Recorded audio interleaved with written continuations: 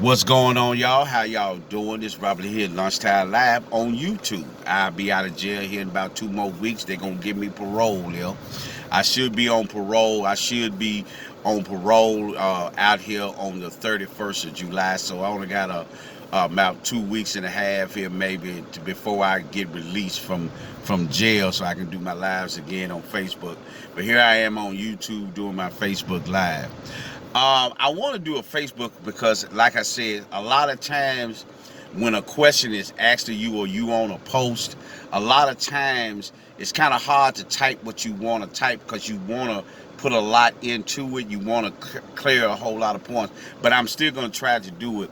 It was a brother that put up a post that I followed, and he was talking about some doctors that had a panel, and they was talking about, and I'm going to hit certain points real quick. They was talking about how as black men, we really don't know where our ancestors were rooted, whether it was Africa or the Caribbean. Here's what I would say, and what they were saying was this, I assume, and I could be wrong, but what they were saying was that, look, you have a lot of brothers now that's in the conscious community or individuals that's into Afrocentrism, being Afrocentric.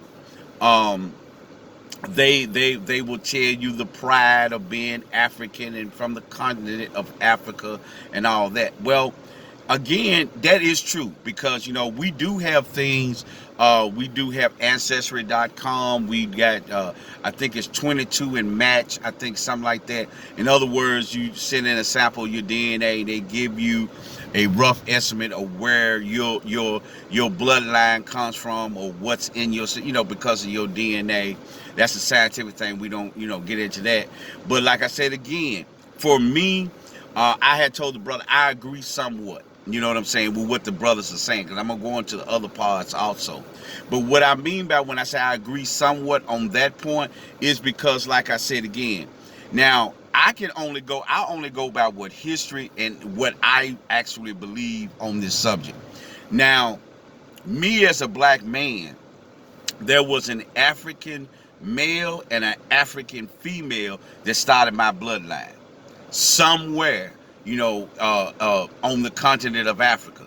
Now, how I ended up here in the United States, I may believe it could be that. Here's before I go into that, I'm still gonna cover that, but let me hit this real quick. Now, from 1542 until the end of slavery, until the end of to the end of the slave trade, there were a total of 3 million Africans that were taken from the continent and spread it throughout the Caribbean, over 3 million. Now, here in North America, the United States, whatever, there was almost a total of 400,000 that was sold into and brought into and kidnapped and brought into the slave, was captured into the slave trade, sold here in the United States. So now I don't know where it comes, because here's another thing. A lot of times in the Caribbean, during the time of, like here in the United States, from 1619 until the slave trade was ended, yes, a lot of times if you look at Louisiana and its breeding farms, a lot of times during the Louisiana, yeah, there were with slaves that were brought up from the Caribbean, because there were also breeding farms in the Caribbean. So it could have been, I don't know, but I do know for a fact that that somewhere down the line, I know for me, I believe for a fact someone that a male African and a male female African started my bloodline. Now, like I said, when you get into the brothers that are Afrocentric and they have these attitudes and this, that, and another, a lot of times what ends up happening is that somewhere down the line, you get so wrapped up in being African, you still not actually producing anything other than, being a productive male in a society. That doesn't mean because you into that particular, philosophy of being Afrocentric and caring about where you come from, that a lot of times brothers get, like I said, a lot of times brothers get into stars and moons and this, that, and another, and they kind of get lost in that, and they still not being productive. They wonder why certain situations are going on. Now, it is true, yeah, I can still be proud to be African, of African descent, because at the end of the day, that's what I am. That's what I believe. You know what I'm saying? So I don't get into whether or not you believe it or not, or that conversation. But I do know I am of African descent. Now, whether my bloodline started in the Caribbean or whether my bloodline started here in the United States, it started on the continent of Africa with a male and a female. Now, yes, men, what we need to do, yes, once we become knowledgeable of who we are and really grasp that we are African, we of African descent, that's being proud to be African, to be an African from the continent. It's okay. It's all right. It's just like somebody being proud to be an Italian, proud to be Irish, proud to be Asian, or like I said, Chinese, Japanese, Taiwanese. It's okay. But once you get that, what is the thing that, how are you as a male going to be productive in the society?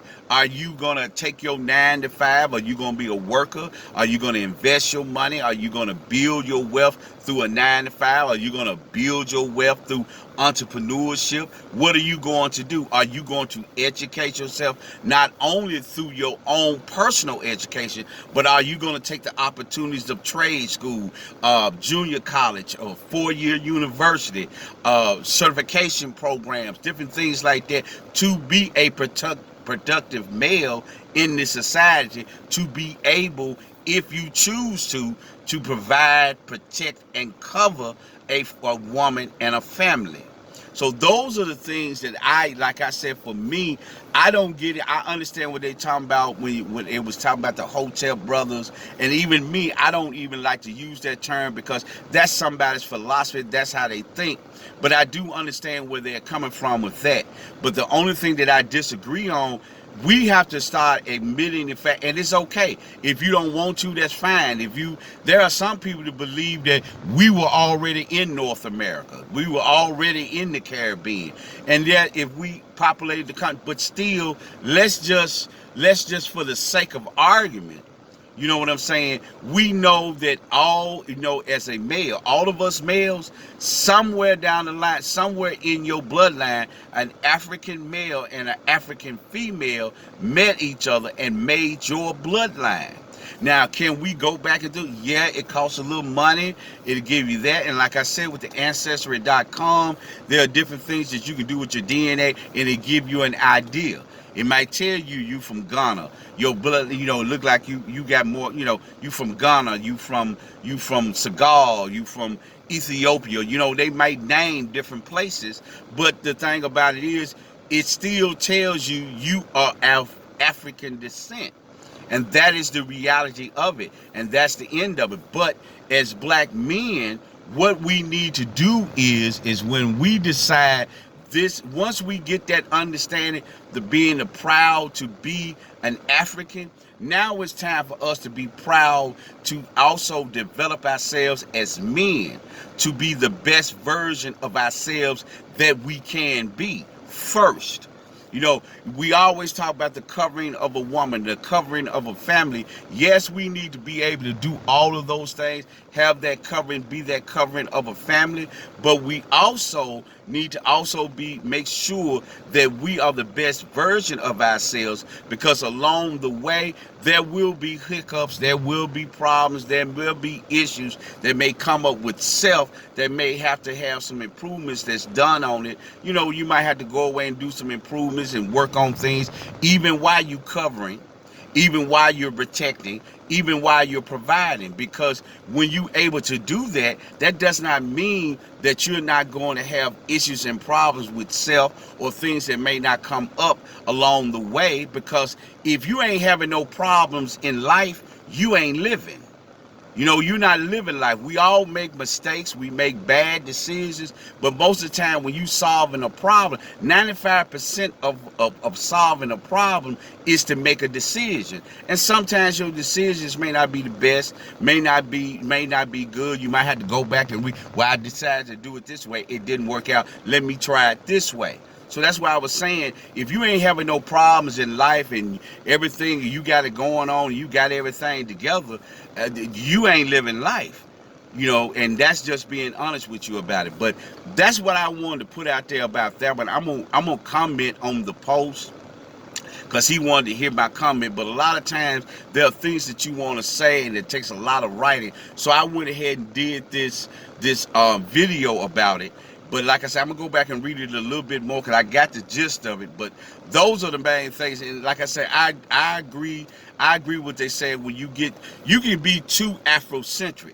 You can be so caught up in that is that you're not being productive as a man. You have to get into certain you have to get into certain ideas, because here's the situation behind it.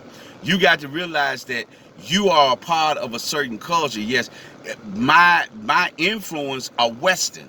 It is not, it's not from Senegal. It's not from Ethiopia. It's not from Ghana. It's not from South Africa. It's not from Nigeria. That's not my culture influence. My culture influence is Western, and I have to be careful that a lot of my Western influences could be, negative, and it could cause problem with me providing, covering, and protecting a family. So I do agree on that point where, okay, now that you know, or you feel, or you love being African, okay, now it's time to work on you as a male to be able to be productive in this society. And that's what I wanted to comment on that. This is just basically that what was on my mind. I appreciate everybody tuning in. And I'm going to tell you, this is my first time going to YouTube and this, that, and that. I appreciate it. I'm just starting out, and I know it ain't no big deal to y'all, but it's a big deal to me. I thank those 12 subscribers to my page.